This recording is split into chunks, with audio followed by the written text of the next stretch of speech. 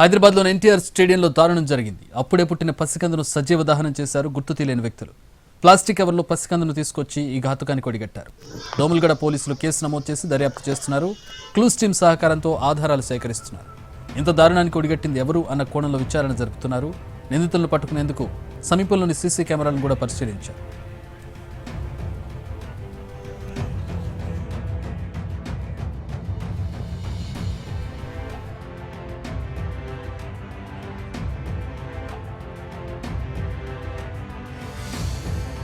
దారుణానికి సంబంధించి మరిన్ని వివరాలు మా ప్రతినిధి నిఖిల్ అందిస్తారు.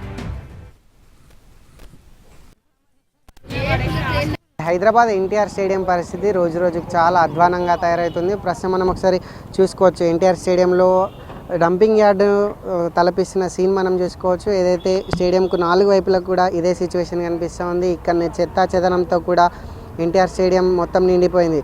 చెత్తాచెదరం విషయాన్ని పక్కన పెడితే చాలా అసాంఘిక కార్యక్రమాలు దీంట్లో జరుగుతున్నాయి. కాసేపటి క్రితమే అప్పుడే పుట్టిన ఒక పసికందును కూడా ఇక్కడ దహనం చేయడం జరిగింది.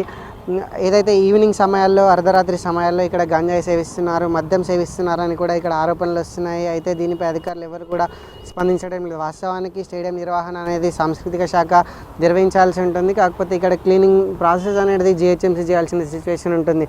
హైదరాబాద్లో ఎన్టీఆర్ స్టేడియం అంటే తెలియని వారు ఎవరు ఉండరు. అనేక కార్యక్రమాలు దీంట్లో జరుగుతాయి. ప్రభుత్వంకి సంబంధించి కావచ్చు, ప్రైవేట్ కార్యక్రమాలు, ఆధ్యాత్మిక కార్యక్రమాలు కూడా ఇందులో జరుగుతూ ఉంటాయి. ఏదైతే జస్ట్ ఆ కార్యక్రమాలు జరిగినప్పుడు మాత్రమే వీటిని కప్పిపుచ్చడానికి ఇక్కడ ఏదైతే పరదాలు కడుతూ ఉంటారో ఆ తర్వాత కూడా వాటిని తీసేస్తారో ఒకసారి మనం చూసుకోవచ్చు. స్టేడియం మొత్తం కూడా డంపింగ్ యార్డును తలపిస్తున్న సిచ్యువేషన్ మనం స్పష్టంగా స్క్రీన్ మీద చూసుకోవచ్చు. ఏదైతే పక్కనే ఉన్నటువంటి కాలనీ వాసులు వాళ్ళ ఇల్లు కూలగొట్టినా కావచ్చు, రోడ్లోకి వెళ్ళి రోడ్లు తవ్వేసినా కూడా వాటిని తెచ్చి ఇక్కడనే పడేస్తున్నట్టు సిచ్యువేషన్ మనకు కనిపిస్తూ ఉంది.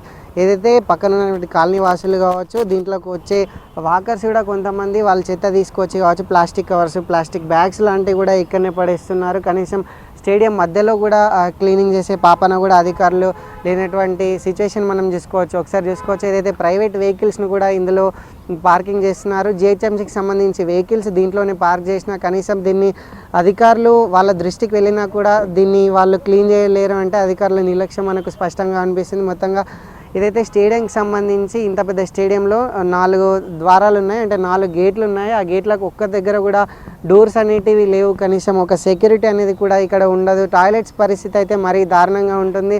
స్టేడియంలో మొత్తం 3 టాయిలెట్స్ ఉన్నాయి. ఒక టాయిలెట్ కూడా అసలు పనిచేయదు, పూర్తిగా అసలు వాటర్ రావు.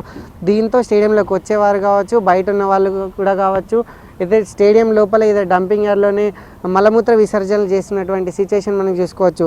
అయితే జిహెచ్ఎంసీ మాత్రం క్లీనింగ్ ప్రాసెస్ చేయాల్సి ఉంటుంది. వాస్తవానికి అటు సాంస్కృతిక శాఖ దీనికి పర్మిషన్స్, ఇక్కడ ఈవెంట్ చేసుకోవడానికి పర్మిషన్స్, దీని నిర్వహణ వాళ్ళు చేసుకున్నా కూడా జిహెచ్ఎంసీ అధికారులకు ఈ విషయం తెలిసింది. పూర్తి స్థాయిలో ఇది డంపింగ్గా మారుతుంది. అసలు ఇక్కడ డంప్ ఎవరు చేస్తున్నారు అనేది కూడా అధికారులకు తెలిసింది, కానీ దీనిపైన ఒక కన్ను కూడా వాళ్ళు వేయడం లేదు. మరి ఇప్పటికైనా చూడాలి, ఇప్పటికైనా అధికారులు స్పందిస్తారా లేదా, దీనికి సంబంధించి ఒక సెక్యూరిటీ సిస్టమ్ అనేది ఏర్పాటు చేస్తారా లేదా. ఎందుకంటే రోజువారీగా మార్నింగ్ వాకర్స్ కావచ్చు, ఈవినింగ్ సమయాల్లో వాకర్స్ ఇక్కడికి వస్తూ ఉంటారు.